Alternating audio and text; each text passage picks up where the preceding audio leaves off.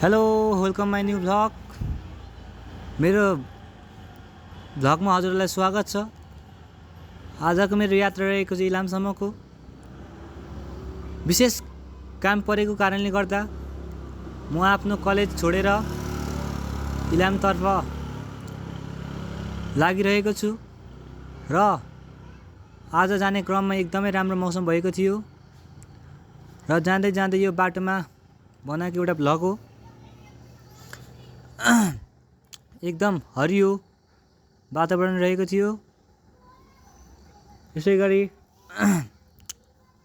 आउने क्रममा राजदुवाली क्षेत्रमा विशेष बाटो भत्किएको कारणले गर्दा हामी केही छिन त्यहीँ बस्न बाध्य पर्यौँ।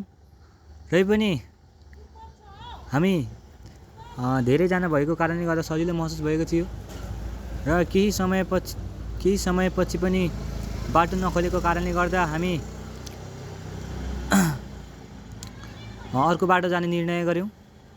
यसै क्रममा हामी सम्पूर्ण दिकु मामा दादाहरू हुनुहुन्थ्यो र हामी सबै साथी भएको कारणले गर्दाखेरि एकदम राम्रो महसुस भयो र हाम्रो केही समयपछि मैले एउटा सानो भिडियो बनाउने निर्णय गरेँ।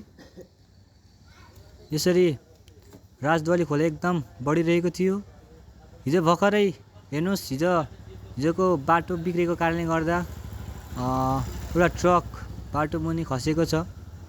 यहाँका बासिन्दाहरू एकदम क्षति पुगेको महसुस मलाई लागेको छ। बाटो 2-3 घन्टा नबनिसकेपछि हामी अर्को बाटो जोगमाई खोला, यो हेर्नुहोस् यो जोगमाई खोलाको हो, त्यो बाटो जाने निर्णय गरे पश्चात हामी गयौँ र मेरो इलामतर्फ पुगेपछि मेरो एउटा यो सानो प्र्याक्टिस त राम्रो भएको थियो।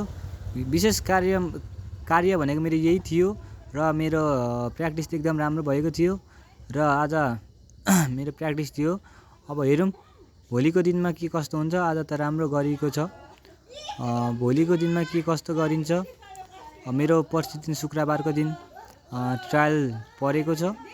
हेर्नुहोस् आज मेरो यस्तै भयो र मेरो आज बसाइ इलामतिर भएको छ र 2जना दादाहरू चाहिँ घर फर्किनु भएको छ भने म दिकु मामा दादा चाहिँ हामी इलाम बजारमै बस्ने निर्णय गरेका छौँ। आज अलिकति ढिलो भएको कारणले गर्दा आजलाई यति नै।